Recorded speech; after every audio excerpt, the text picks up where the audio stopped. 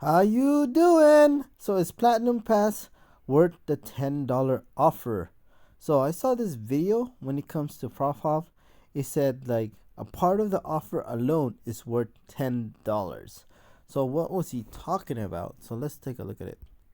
So if you go to the offers, so as you can see the Platinum track, you go all the way to day 29.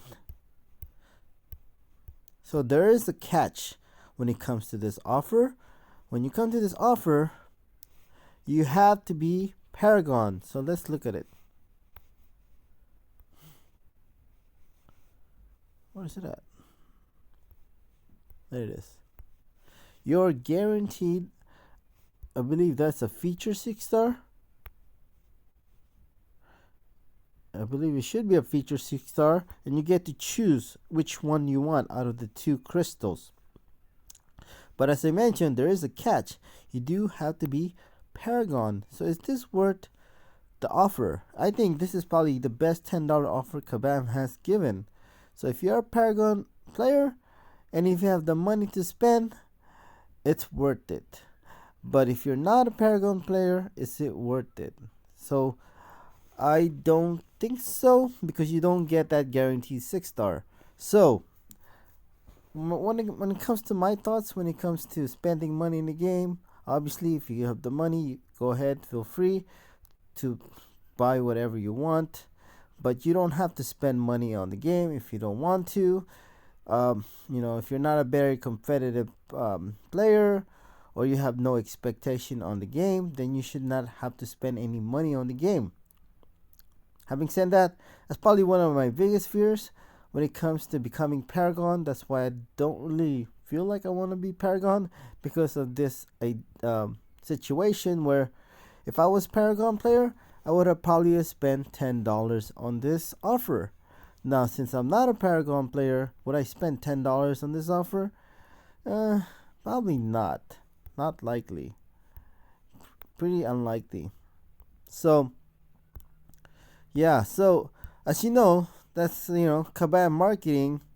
That the higher you ranking you are, level you are in the game, the more money you're going to spend. That is just guaranteed. If I'm pretty much can bet you that guaranteed that Paragon players spend more money than any other ranks, meaning like higher than Thronebreakers, Cavalier, Uncollected, Conqueror, or you just have a new account. It's just a fact. It's guaranteed.